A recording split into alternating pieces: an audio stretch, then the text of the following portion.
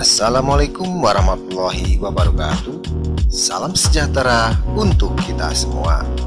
Selamat datang di channel kami, Hasata, Hasanah Semesta untuk semua. Sahabat Hasata yang budiman, Mehmed II atau yang dikenal secara luas dengan Muhammad Al-Fatih merupakan penguasa Turki Utsmani ke-7 dan berkuasa pada tahun 1444 sampai 1446 dan 1451 sampai 1481 Masehi. Capaiannya yang paling dikenal luas adalah penaklukan Konstantinopel atau Istanbul pada tahun 1453. Penaklukan tersebut membuat dirinya dijuluki Al-Fatih atau Sang Penakluk. Penaklukan tersebut sebagai penanda berakhirnya riwayat kekaisaran Romawi Timur pada abad pertengahan.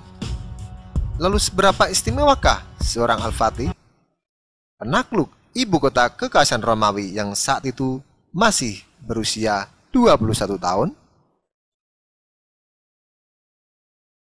Sebelum kita lanjutkan, mohon sobat semuanya untuk subscribe terhadap channel kami agar terus terupdate dengan video-video kami yang menarik lainnya.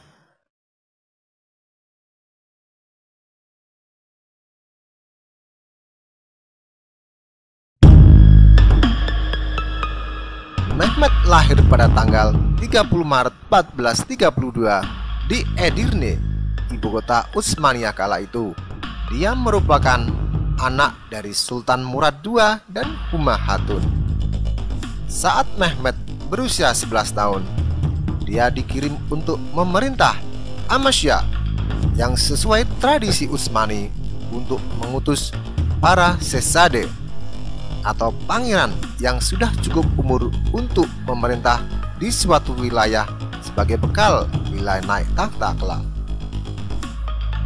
Murad juga mengirimkan banyak guru untuk mendidik putranya, di antaranya adalah Molla Qurani.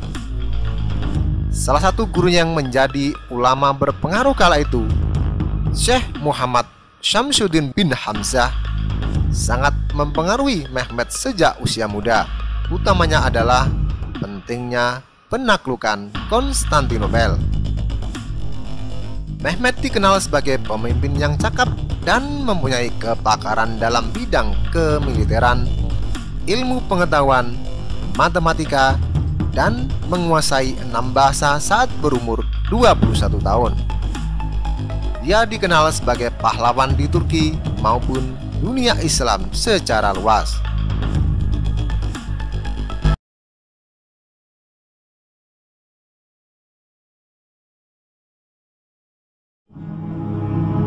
Sultan Murad yang sebenarnya lebih tertarik dalam masalah agama dan seni daripada politik, turun takhta dan menyerahkan kepemimpinan negara kepada Mehmed yang saat itu masih berusia 12 tahun.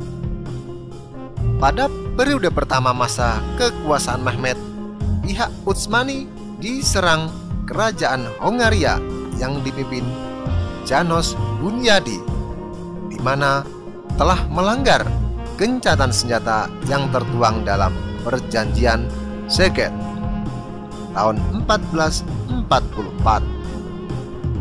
Mehmed kemudian menulis kepada ayahnya, "Bila ayah adalah sultan, datanglah dan pimpinlah pasukan ayah. Bila aku adalah sultan, aku memerintahkan ayah untuk datang dan memimpin pasukanku." Murad kemudian datang dan memimpin pasukan serta mengalahkan pasukan gabungan Hongaria, Polandia, dan Walakia dalam pertempuran Varna. Murad kemudian didesak untuk kembali naik takhta oleh Kandarli Halil Pasha, sang wasir agung atau perdana menteri kala itu. Murad kembali naik takhta dan berkuasa hingga wafatnya pada tahun 1451. Sepeninggalnya, Mehmed kembali naik takhta dan dinobatkan di Edirne pada usia 19 tahun.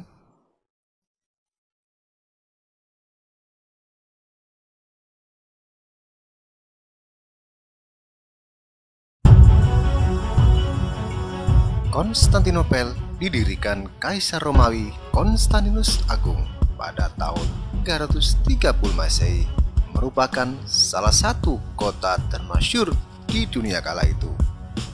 Di dunia Kristen, kota ini menjadi yang terdepan dalam segi kebudayaan dan kesejahteraan. 11 abad berikutnya, berbagai upaya penaklukan kota ini dilakukan oleh banyak pihak.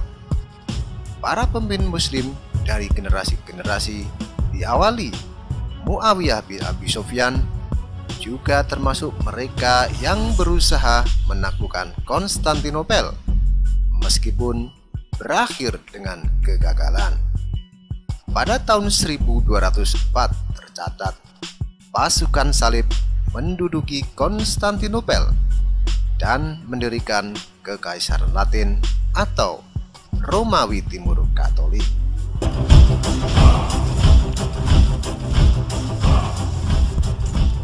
Pada masa kekuasaan Kekaisaran Latin, Konstantinopel mengalami kemunduran dalam berbagai segi.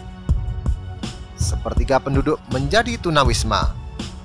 Para pejabat, bangsawan, dan pemuka agama tinggi diasingkan.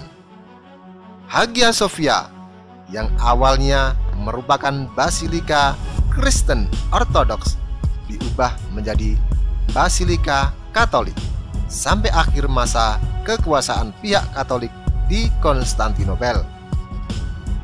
Kekaisaran Nikaia mengakhiri kekuasaan Kekaisaran Latin Katolik dengan merebut kembali Konstantinopel serta memulihkan kekuasaan Kekaisaran Romawi Timur Ortodoks pada tahun 1261.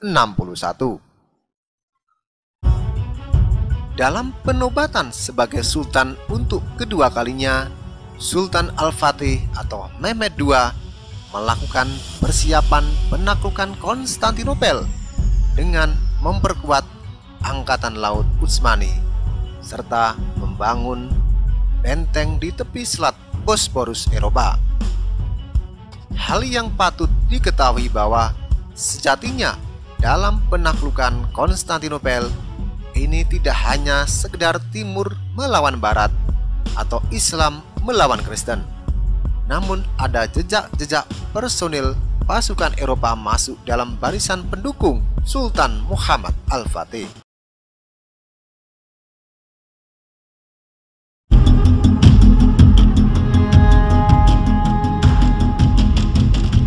Pada awal April tahun 1453, Sultan Al-Fatih memulai pengepungan Konstantinopel dengan pasukan berjumlah antara 80.000 sampai 200.000 orang beserta 320 kapal dan mengepung kota itu dari laut maupun darat. Pasukan Mehmed II ini juga melibatkan orang dari Jerman, Italia, dan Eropa Timur yang telah tunduk pada Utsmani seperti Bosnia, Serbia, dan Hungaria. Sultan Mehmed juga membuat pasukan elit Janissary yang direkrut sejak kecil dari negeri-negeri Kristen Eropa. Selain itu, pasukannya juga dibekali dengan senjata meriam yang dibuat oleh Orban, insinyur dari Hungaria, yang mampu menembakkan peluru berdiameter 63 cm dengan jangkauan sampai 2 km. Di dalam kota Konstantinopel sendiri, Kaisar Konstantin XI dengan 7.000 prajuritnya tengah mempertahankan tembok kota mati-matian. Benteng setinggi 18 meter berperisai parit selebar 20 meter itu terbukti telah berdiri kokoh selama ribuan tahun. Dalam pengepungan ini, pihak Romawi Timur meminta bantuan dari Barat. Tetapi Paus Nikolas V memberikan persyaratan agar Gereja Ortodoks Timur bersedia bergabung di dalam kewenangan kepausan di Roma.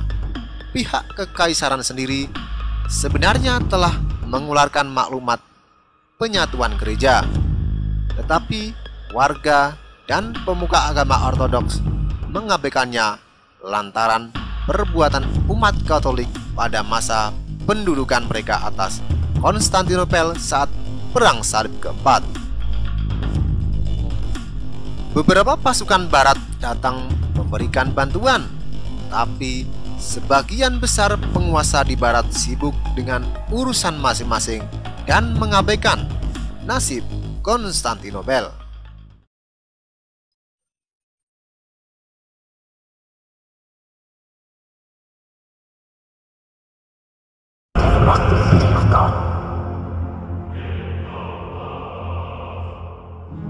Kejatuhan Konstantinopel di tangan pasukan Islam merupakan hal yang telah diprediksi baik dari bangsa Konstantinopel sendiri maupun oleh Nabi Muhammad SAW. Sebagaimana dalam sabdanya, Konstantinopel akan jatuh di tangan seorang pemimpin yang sebaik-baiknya pemimpin, tentaranya sebaik-baik tentara, dan rakyat sebaik-baiknya rakyat. Hadis riwayat Bukhari, Ahmad, dan Al-Hakim. Pertahanan yang tangguh dari kerajaan besar Romawi ini terlihat sejak mula. Berhari-hari hingga berminggu-minggu, benteng Bizantium tidak bisa ditembus. Kalaupun runtuh, membuat celah, maka pasukan Konstantin langsung mempertahankan celah tersebut dan cepat menutupnya kembali. Usaha lain pun dicoba dengan menggali terowongan di bawah benteng, namun juga berujung kegagalan. Serangan lewat laut diyakini lebih efektif, tetapi Kaisar Konstantin XI memerintahkan untuk memagari laut mereka dengan rantai yang membentang di semenanjung Tanduk Emas. Tidak mungkin bisa menyentuh benteng kecuali dengan melintasi rantai tersebut.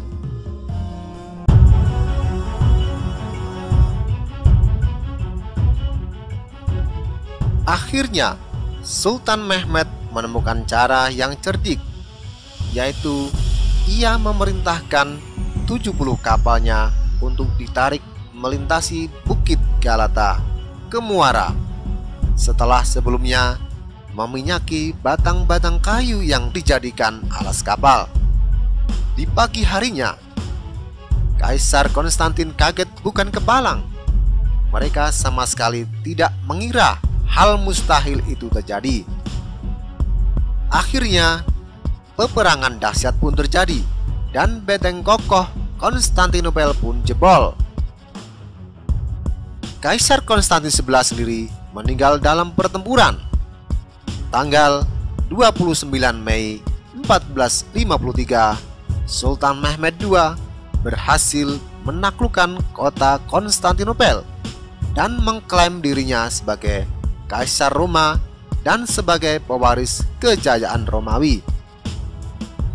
Sejak saat itu pula, ia dikenal dengan nama Sultan Muhammad Al-Fatih, sang penakluk Konstantinopel.